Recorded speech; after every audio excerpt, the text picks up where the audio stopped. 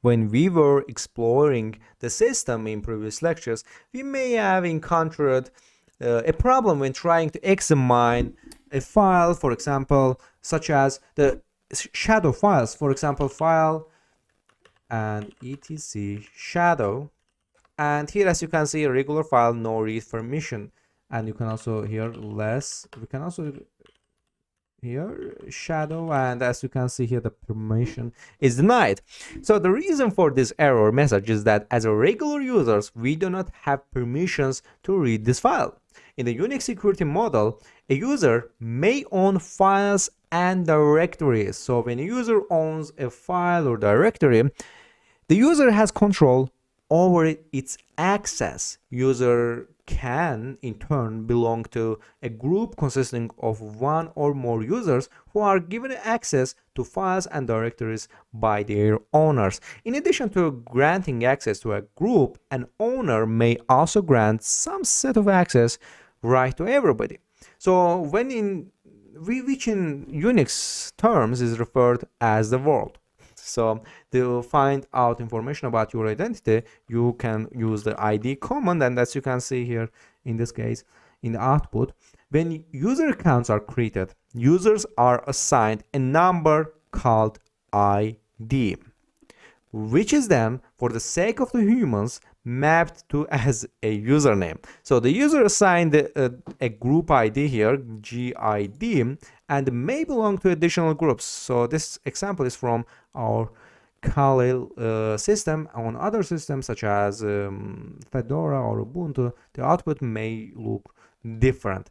So as we can see, the user ID and group ID, GID here, actually let me write that down here so some of you can also understand. So user ID means user, UID means user ID, and GID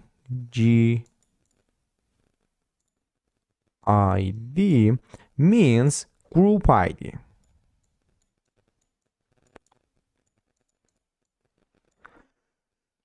Here, so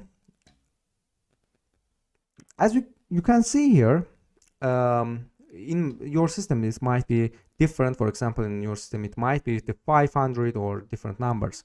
So this is simply because if you are getting different numbers in Fedora starts its numbering of a regular user accounts from 500. So in Fedora it starts from 500, while the Ubuntu and Debian based system, in this case Kali Linux is Debian based, it started from 1000. So we can also see that the Kali Linux user belongs to a lot more groups, and this has to do the way Ubuntu or Debian or Kali Linux manages privileges for system and devices. So where does this information come from?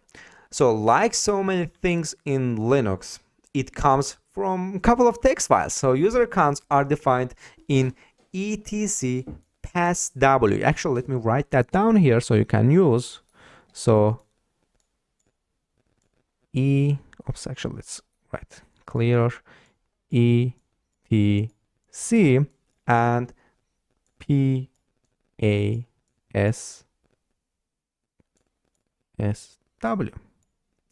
So all of these accounts are defined in the etc passw file, and the groups are defined in etc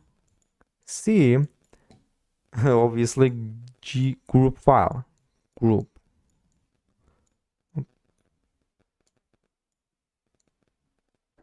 So when a user or user accounts and groups are created, these files are modified. These files are modified along with the etc shadow.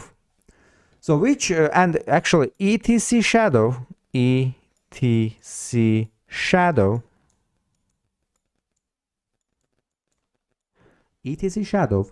file it holds the information about the user password. So for each user account, for example etc passw files, defines user login name, login name,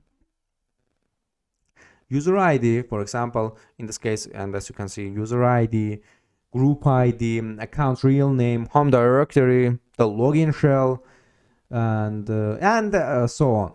So if we examine the contents of etc passw file, the user login name or actually etc passw and actually etc passwd, not w here. So here, if we examine this and the etc passw and etc group, we notice that besides the regular user accounts, there are accounts for super user. In this case, super user accounts. Here, user ID is 0. Super user accounts has 0 super ID, and various other system users. So in next lecture, you will learn about the reading, writing, and executing in Linux. So I'm waiting you in next lecture.